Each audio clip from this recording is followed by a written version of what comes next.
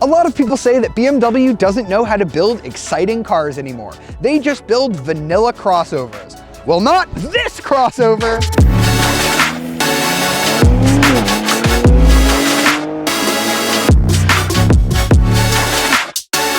Jared here with CarBuzz.com, and our Sao Paulo Yellow friend over here is the 2022 BMW X4M, one of two newly updated BMW crossovers for the 2022 model year, along with this car's sibling, the X3M. In this video, we're going to take a drive of the X4M, show you the interior, and ultimately decide whether or not you should buy one.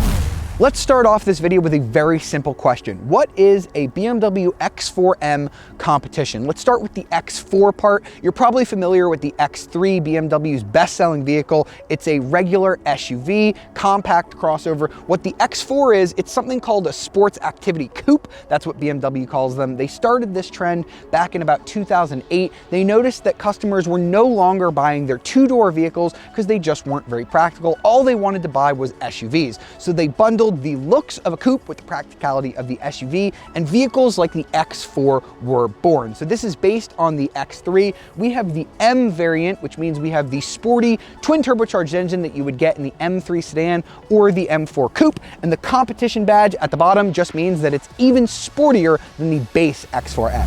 So this being an M model, performance is at the core of the X4M's mission. And while I'd love to start this video off with a launch control and show you the 3.7 second 0 to 60 time,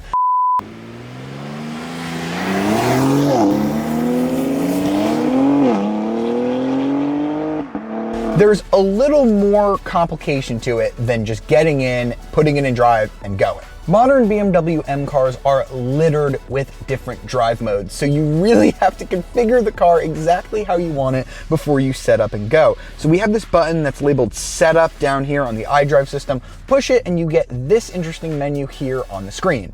This menu is where I can configure how I want my car to feel. Do I want the engine to be efficient, sporty, or Sport Plus, its most aggressive setting? Do I want the chassis, the suspension, do I want it comfortable? Do I want it stiff, or do I want it back-breakingly stiff? The steering, you can have it be pretty light, you can have it be heavier, or you can have it be very heavy. And then here on the all-wheel drive system, it's always in all-wheel drive. There's no rear-wheel drive mode on the X4M, but here I can have four-wheel drive sport with the traction control off. That'll send a little bit more power to the rear versus the regular all-wheel drive mode.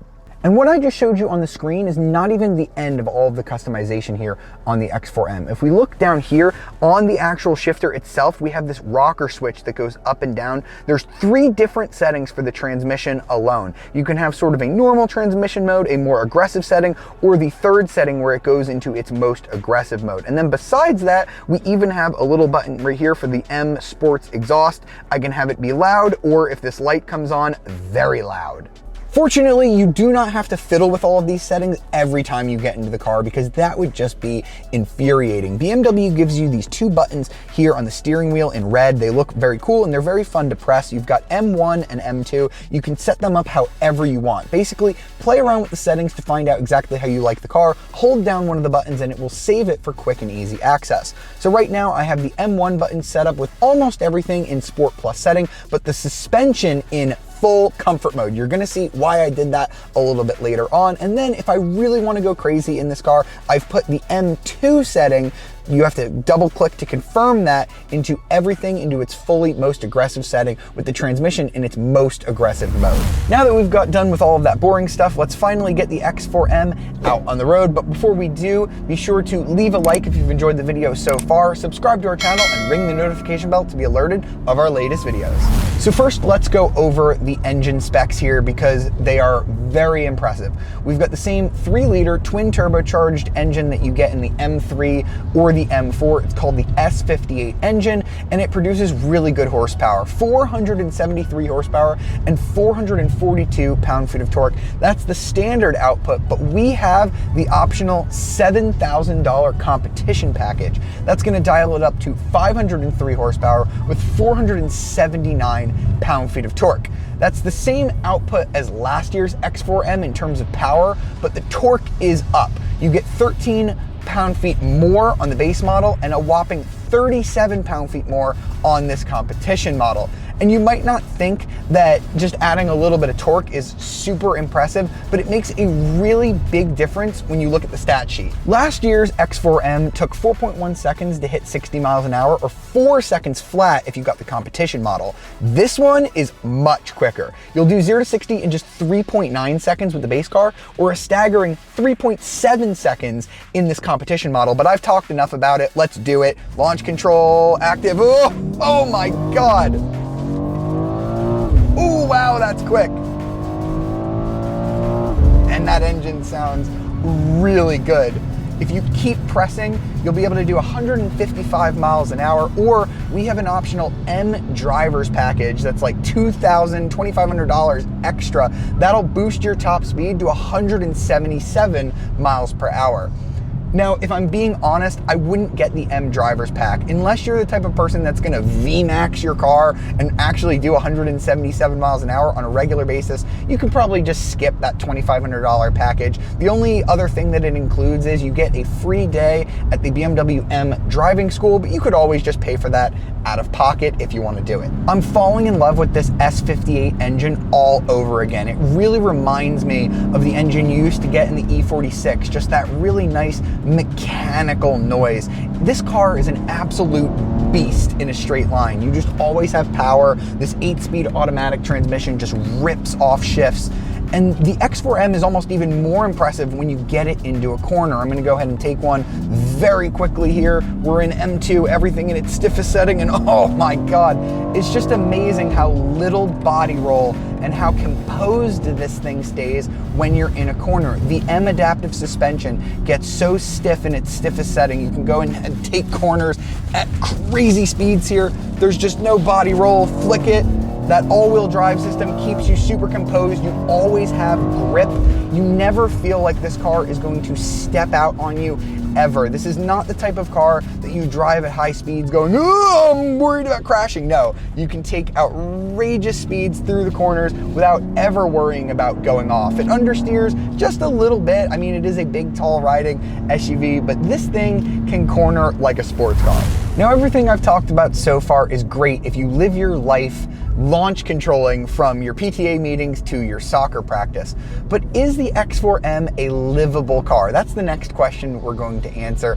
And unfortunately, you're going to have to make some sacrifices with the X4M. See, the last year's model, I've driven it. It was one of the least comfortable SUVs ever, but BMW has promised me that they've taken that into consideration. They've made this one a little bit softer. So what we're gonna do now is we're gonna go over one of these big dips that we have in Florida and see if they fix the suspension issue. No. The answer is no, quite simply. Even in comfort mode, this car still beats you up. I think when you take your kids to school in this car, they're gonna arrive needing a spinal correction. Okay, I'm being just a little bit facetious here, but I truly think that this SUV is stiffer than the average family is going to want for their vehicle. Okay, I'll give BMW some credit. It isn't as stiff as last year's model, but especially if you put the suspension into anything besides its most comfortable setting, this thing can really beat you up. Here's my suggestion. You should definitely test drive the X4M before you buy. See whether or not you like the suspension. If you think it's too brutal, I recommend getting the BMW X4 M40i. It's the one right below the X4M. It still gets you a turbocharged inline-6 engine producing 382 horsepower, which I think is plenty. You'll save $11,000 in the process, and just think about all the money you'll save not having to visit the chiropractor every week. Or if you're a real driving enthusiast, just get the BMW M3. It's a practical sedan, and I think it rides a lot better than the X3 or X4M. So now that we've driven the X4M, let's go ahead and pull over and take a brief look at the interior. It's not overly different from a regular X4, but you do get some M-specific touches that make this car feel a little bit more premium and a lot more sporty inside. We've already briefly showed you this 12.3-inch touchscreen that houses BMW's iDrive infotainment system. This is not the brand new version that you're gonna get on models like the i4 and iX, BMW's two electric cars, but it is really good, very easy to use. As you can see, it is a touchscreen. You do get wireless Apple CarPlay, which is a very nice touch here on this car. I do like that as well. If you don't wanna get the screen as covered in fingerprints, you have your iDrive controller down here that you can use this sort of scroll knob for. We also have BMW's amazing independent buttons down here. You can assign these different tasks. You can have it be a radio station or an address or whatever. Thankfully, there's still a volume knob down here as well. And if you want to impress your friends as part of an optional package, you can get gesture controls where you can raise and lower the volume by twisting your finger. I'm Jewish and I talk with my hands a lot, so I don't necessarily love this feature, but your friends will certainly be impressed by it, to say the least. Now, in addition to the 12.3-inch screen in the middle, we also have another 12.3-inch screen in front of the steering wheel. BMW has kept its digital gauge clusters pretty simple until you get to the iX and the i4, which have the latest iDrive software. Unfortunately, this car doesn't have that, so you're kind of limited into what you can show here. You can have different things pop up here in the tachometer, your radio information, your G meter, fuel economy, etc. And you can have like a little mini map in the middle as well. It's not my favorite gauge cluster, but it works fine. You also have this My Mode button down here. If you push that, you'll get some sportier gauges that really put an emphasis on the tachometer. You can see we have this kind of cool dual tachometer, very clear, very prominent. We also have one of the best head-up displays I think I've ever seen in any car. In the normal setting, you just have your speed and your speed limit and then your navigation prompts if you're going anywhere on navigation. And if you push that to put it into its sportier or race settings, you get a very large tachometer. It's almost distractingly big, but it is very bright, very easy to read, and that is great if you're on a racetrack to always see what RPM you're at. And wrapping up with the interior quality, this is a very high quality interior like most BMWs. It's not too different from a standard X4. We've got some nice carbon fiber here on this M model. We've got X4M competition, this little plaque down here that's kind of neat, I guess. You get little M touches like M striping here on this much thicker steering wheel. If you get the competition pack, you also get M striping here on the seat belts, which is quite cool. You get a different shifter than you would get, and you get different seats as well. Now, these seats are a little bit firmer than what you're gonna find in a standard X4, but they do hold you in very well on the road. I also love this little M logo on the back of the seat rests that lights up at night. That is a really nice feature. If I had a few complaints, it's that BMW really nickel and dimes you for a lot of stuff. The car we have here is optioned to about $85,000, and it still doesn't have ventilated seats. Those are a $300 standalone option. I don't know why BMW just doesn't give you those for free. Another option that we have missing that you can get as part of a package is adaptive cruise control. Come on, BMW, a base Toyota Corolla includes adaptive cruise control as standard, and you should too. So what I just showed you in the front seat is pretty much identical to what you'd get in this car's sibling, the X3M. But the back seat here is a very different story. You have to make some compromises here if you get the X4M. You can see I very much have to duck down to get into this cabin. Remember, I'm only about 5'8", and you can't even see my eyes because the headroom in here is very compromised compared to a standard SUV. Remember, this is an SUV coupe, so you are gonna lose some practicality numbers here. You get about an inch less legroom than you would in the X3M and about the same on the headroom. So if practicality is your number one concern, you want the kids to be comfortable back here, you should get the X3M, not the X4M. And the back seat is not the only area where you compromise on the X4M. If I click this little hidden trunk release, we're going to see that the X4M has 18.5 cubic feet of space back here. That's a whopping 10 cubic feet less than you get in the X3M. And if I fold down those rear seats, you're gonna get about 50 cubic feet of space. Again, around 12 cubic feet less than the BMW X3, this car's sibling. You better like how this coupe-like roofline is styled because you lose a lot when you get the X4M. Let's wrap up this video by talking about the styling, because this is a huge reason why you might or might not want to buy the X4M, and the conversation cannot start without mentioning the elephant in the room. This color, yes, I know it's outrageous. It's called Sao Paulo Yellow. I think it actually looks better on the M3 sedan and the M4 coupe because it's not quite it's so much car that it's covering, but on something big like the X4M, and you can also get this color on the X3M, I think it's just a bit too much, and I am a big fan of bold colors, but even for me, this is a little bit much. There are some other colors you can get, although this is one of only 2 free colors that you can get on the X4M, the other one being white. That might have been an interesting ploy by BMW to put customers in a precarious situation. You can either be really boring and you can get white for $0, or you can get this crazy Sao Paulo Yellow. Now, there are other colors available. They all cost $550, but there are some great ones in there. There's a red that looks really good on the X4M and a nice blue that I like as well. And the color is not the only thing new for the 2022 model year. We have some slightly revised styling up in the front. This has always been a good looking car, in the front at least. I like the headlights, the standard LEDs. They've changed the light signature just a little bit for 2022. We've got standard 20-inch wheels on the X4M, but if you get the competition pack,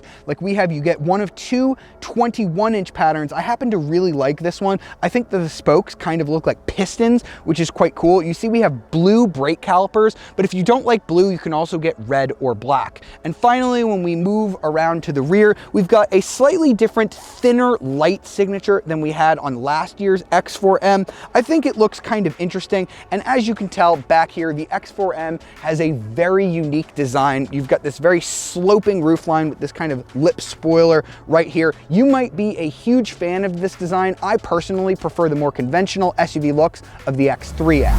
So that was the 2022 BMW X4M. Pricing starts at a whopping $73,400 and an additional $7,000 if you want to spring for the competition pack. Now, if you don't like the way the X4 looks and you'd prefer an X3M, you can save a little bit of cash on that. Just under $70,000 is going to be your starting price on the X3M, which is the one I prefer because I think it looks better and it's more practical. Now, how does this stack up against other non-BMW crossovers? Well, I think the Alfa Romeo Stelvio is a lot better looking, and I think it drives a little bit better with some really nice steering. But the Stelvio has just as brutal of a ride as this, and the interior is not quite as nice as the BMW. I think the Jaguar F-Pace SVR is an overall better SUV that sounds a lot better, it's bigger, and it has a much nicer interior and a softer ride, but it is significantly more expensive. You will have to spend over $100,000 to get one of those well optioned. So if you do like how the X4M looks, you're into the styling, and you can deal with the stiff suspension, I think it's a really cool, pretty fun to drive little crossover. We really hope you've enjoyed this review of the 2022 BMW X4M. For more videos like it, be sure to subscribe to our channel, ring the notification bell to be alerted of our latest videos, and if you want to read more about the BMW X4M, be sure to check out carbuzz.com. I'll see you next time.